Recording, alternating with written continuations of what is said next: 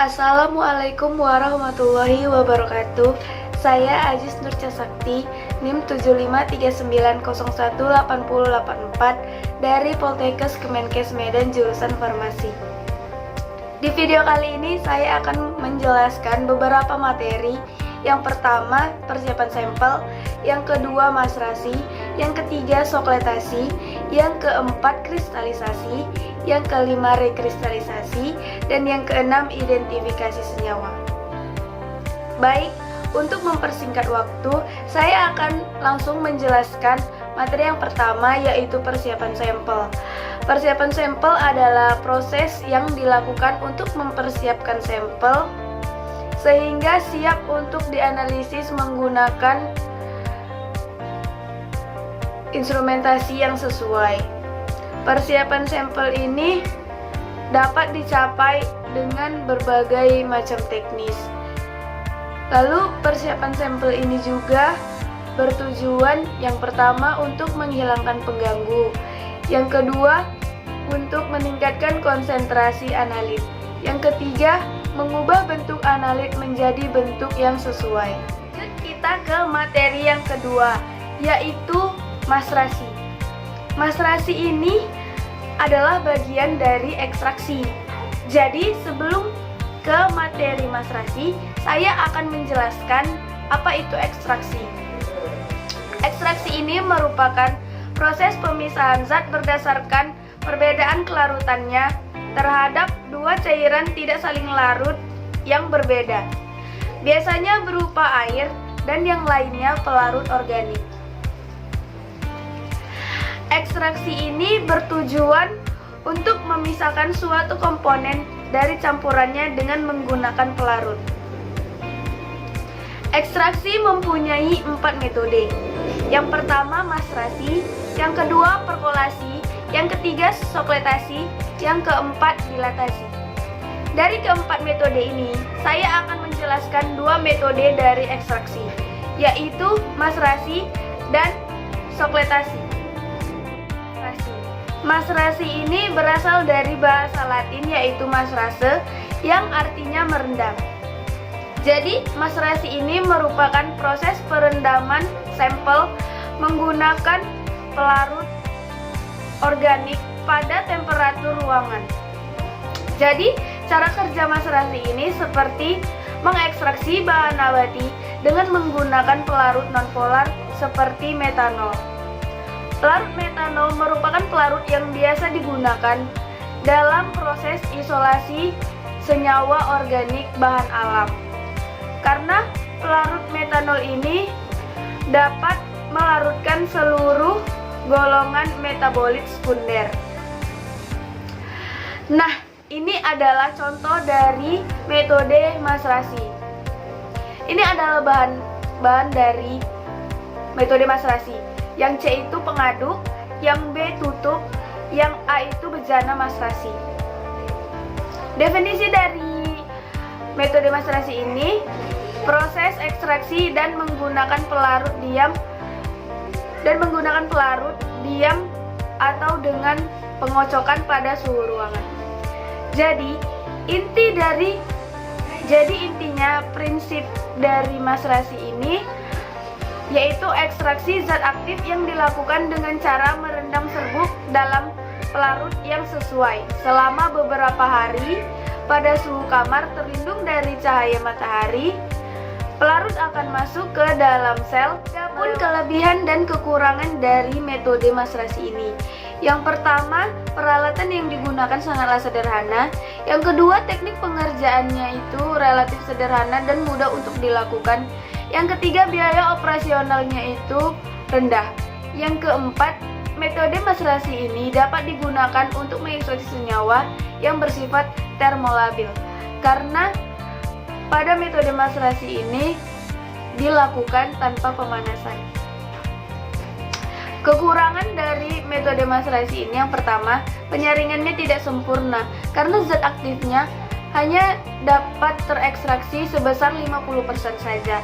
Yang kedua, prosesnya lama, yaitu membutuhkan waktu kurang lebih sekitar beberapa hari, tergantung dari simplisia yang kita gunakan. Baik, kita lanjut ke materi yang ketiga, yaitu sokletasi.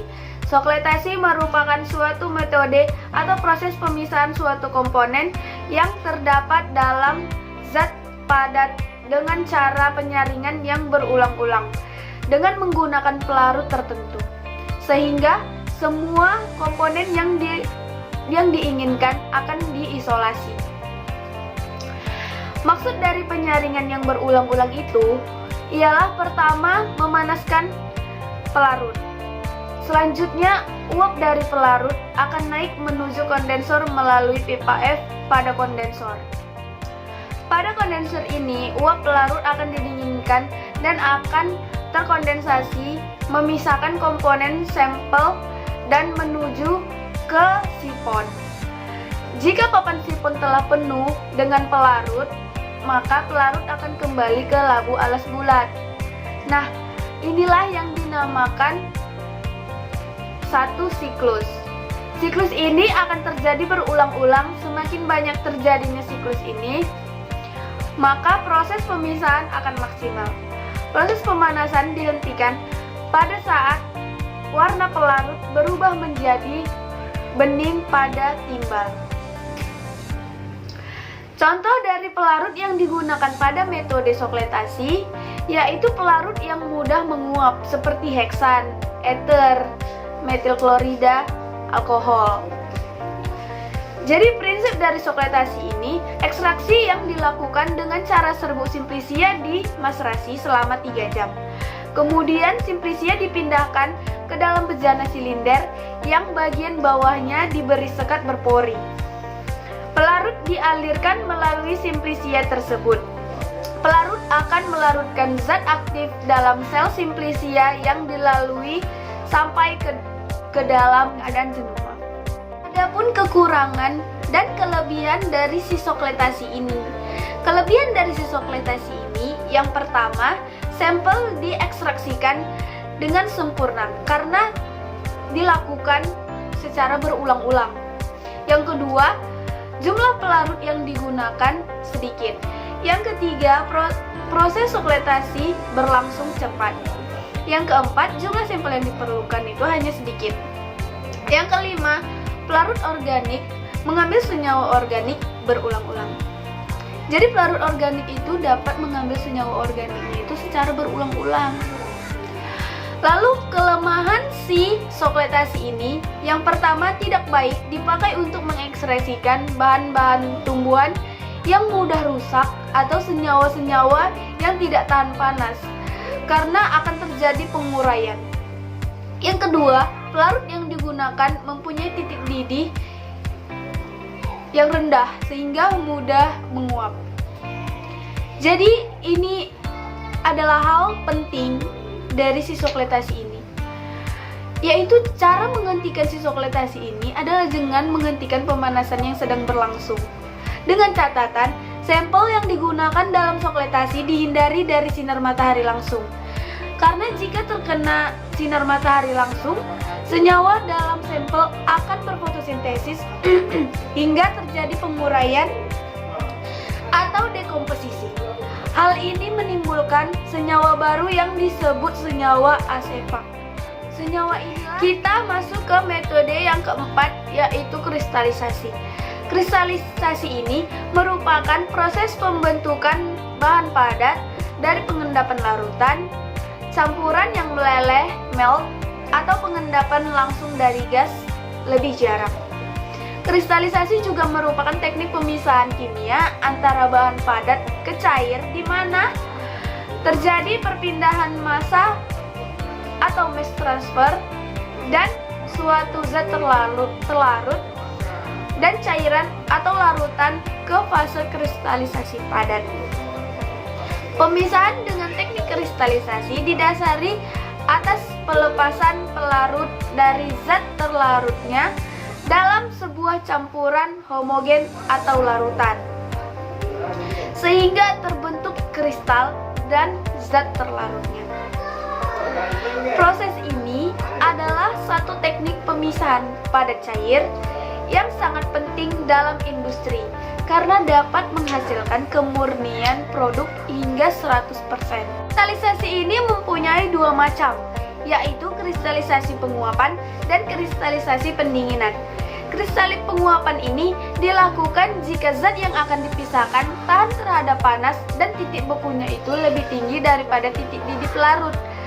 Contohnya seperti pembuatan garam.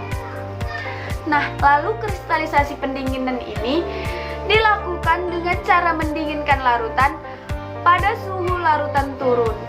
Komponen zat yang memiliki titik beku lebih tinggi akan membeku terlebih dahulu, sementara zat lain masih larut sehingga keduanya dapat dipisahkan dengan cara penyaringan. Contohnya seperti pembuatan gula tebu. Prinsip dari kristalisasi ini bahwa senyawa padat akan mudah terlarut dalam pelarut panas bila dibandingkan pada pelarut yang lebih dingin. Kelebihan dari kristalisasi ini yaitu produk akhir berupa padat kristal yang mempunyai bentuk. Jadi kelebihan dari si kristal ini dia itu proses akhirnya itu akan mempunyai bentuk yang jelas. Lalu kekurangan dari kristalisasi ini, purifikasi komponen atau lebih dari satu dalam suatu larutan tidak bisa dilakukan dengan satu tekanan. Baiklah, kita masuk ke materi yang kelima, yaitu rekristalisasi. Rekristalisasi berasal dari kata re dan kristalisasi. Re yang artinya kembali dan kristalisasi yang artinya proses pengkristalan. Jadi rekristalisasi ini merupakan proses pengkristalan kembali zat yang sudah terlarut oleh pelarut dalam suatu larutan dengan cara pemanasan dan penguapan.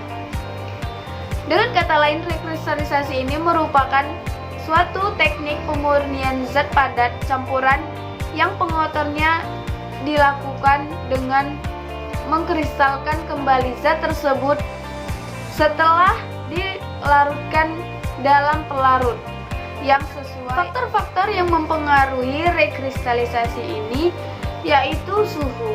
Semakin besar temperatur, maka kristal akan lebih cepat terbentuk. Yang kedua itu konsentrasi. Semakin besar konsentrasi, maka zat yang diendapkan akan semakin besar. Selanjutnya, identifikasi senyawa. Identifikasi senyawa itu begitu penting untuk kita ketahui, karena dengan mengidentifikasi senyawa, kita dapat mengetahui sifat-sifat dari suatu senyawa yang kita belum ketahui namanya, atau sampel larutan tidak tertera nama larutan atau senyawanya. Berikut adalah penjelasan dari identifikasi senyawa.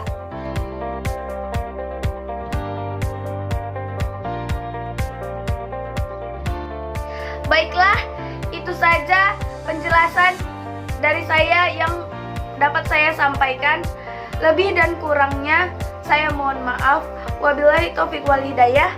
Wassalamualaikum warahmatullahi wabarakatuh.